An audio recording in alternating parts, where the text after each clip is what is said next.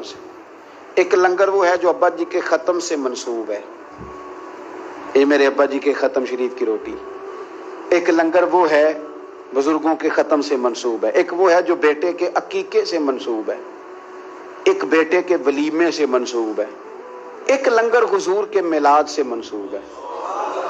آپ نے صحیح بتانا ہے۔ ابا جی کے ختم کی روٹی بھی کبھی کسی نے چھتوں سے پھینکی ہے شاپروں پہ ڈال کے، دادا جی کے ختم شریف پہ کھانا پکا ہو تو چھت سے پھینک دیتے ہو لفافے میں ڈال، بچے کے عقیقے پہ ولیمے پہ، تو میلاد پہ کیوں پھینکتے ہو؟ میلاد پہ کیوں پھینکتے ہو؟ کوئی یہ طریقہ ہے؟ آپ کم از کم چلیں بہت سارے مجموعوں کو بہت زیادہ اعزاز کے ساتھ نہ صحیح تو کم از کم یہ کہ آپ بٹھا کے تو کھانا دے دیں، وقار کے ساتھ ہی کھانا کھلا دیں۔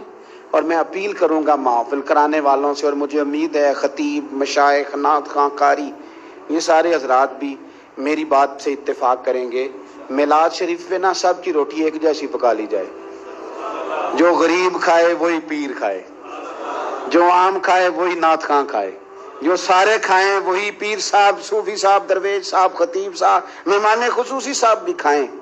اور یارو کچھ لوگ روز گوشت کھاتے ہیں، کچھ گھر ایسے ہیں کہ اگر چاولوں میں گوشت پڑ بھی جائے نا تو سارے بچوں کو بوٹیاں نہیں ملتی۔ ان گھروں میں بچے نا گوشت کے لیے لڑتے ہیں کہ میں نے بوٹی کھانی یا میں نے بوٹی کھانی، اور باپ پریشان، غریب، کمزور دور بیٹھ کے دیکھتا ہے کہ میری جیب میں زیادہ پیسے ہوتے تو میں زیادہ گوشت لاتا۔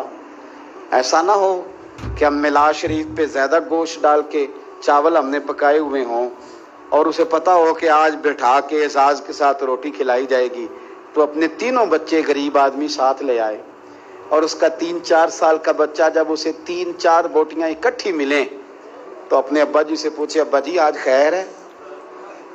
آج بڑا گوشت مل رہا ہے، خیر ہے؟ تو پھر تجھے میلاد سکھانا نہیں پڑے گا، پڑھانا نہیں پڑے گا، بتانا نہیں پڑے گا۔ اس کا باپ جب اس کے کان میں کہے گا نا، پتر آج راج راج کے کھا، آج مدینے والے محبوب کا میلاد شریف، آج میلاد ہے، حضور رسول کریم علیہ السلام کی محفل نور میں تو آیا ہے۔